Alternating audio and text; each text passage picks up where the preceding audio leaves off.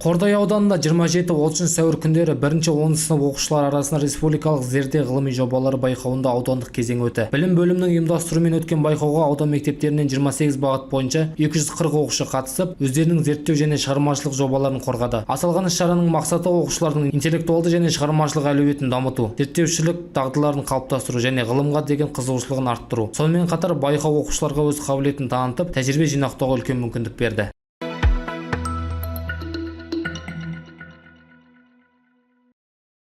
Қордай ауданында 29 сәуірде Міржақып Дулатұлы атындағы орта мектептің бастауыш сынып мұғалімдеріне арналған семинар практикум ұйымдастырылды. Іс-шара Жамбыл облысы әкімдігінің білім басқармасы және Қордай ауданы білім бөлімінің қолдауымен өтті. Іс-шара барысында мұғалімдер тәжірибе алмасып, түрлі әдіс-тәсілдермен бөлісті. Практикалық бөлімде нақты тапсырмалар мен үлгі сабақтар көрсетілді. Семинарға жалпы 17 мұғалім қатысып, өзара пікір алмасып, кәсіби біліктіліктерін арттыруға мүмкіндік алды.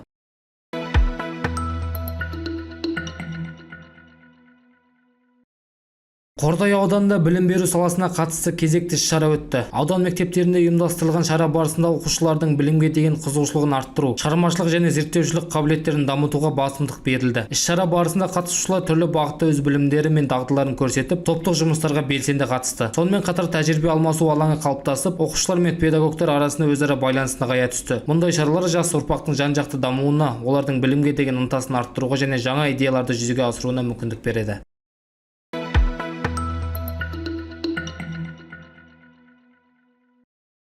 Қордай ауданында білім беру саласына бағытталған кезекті іс-шара өтті. Шара барысында оқушылардың білімге деген қызығушылығын арттыру, олардың шығармашылық және зерттеушілік қабілеттерін дамыту басты назарда болды. Іс-шараға қатысушылар түрлі бағытта өз білімдерін көрсетіп, практикалық тапсырмалар орындады. Сонымен қатар оқушылар өзара тәжірибе алмасып, жаңа идеялармен бөлісті. Ұйымдастырушылар мұндай бастамалардың жас ұрпақтың жан-жақты дамуына ықпал ететінін атап өтті. Іс-шара барысында белсенділік танытқан қатысушылар марапатталып, үздіктері ерекше атап өтілді. Бұл өз кезегінде оқушылардың алға деген ынтасын арттырып, білімге деген қызығушылығын күшейтті.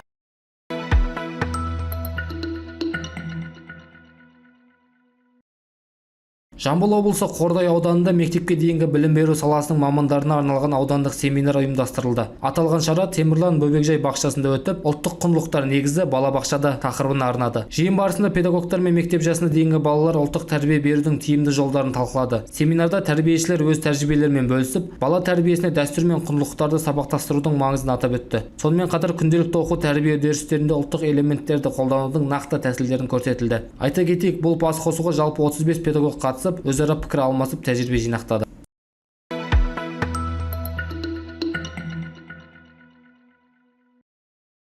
Жамбыл облысы Қордай ауданында тарих пәні мұғалімдеріне арналған аудандық семинар ұйымдастырылды. Аталған іс-шара нөмір 1 Дінмұхамед Қонаев атындағы мектеп гимназиясының базасында өтіп, оқушылардың функционалдық сауаттылығын дамытуда ұбт тапсырмаларының өзектілігі мен ерекшеліктері тақырыбын қамтыды. Семинар барысында ұстаздар білім алушылардың функционалдық сауаттылығын арттыру жолдарын талқылады. ұбт форматындағы тапсырмалардың мазмұны мен құрылымына тоқталды. Сонымен қатар пән мұғалімдері өзара тәжірибе алмасып, оқыту үдерісіндегі тиімді әдіс-тәсілдерін ортаға салды. Айта кетейік, семинар жұмысына жалпы 33 мұғалім қатысып, кәсіби біліктілігін арттыруға мүмкіндік алды.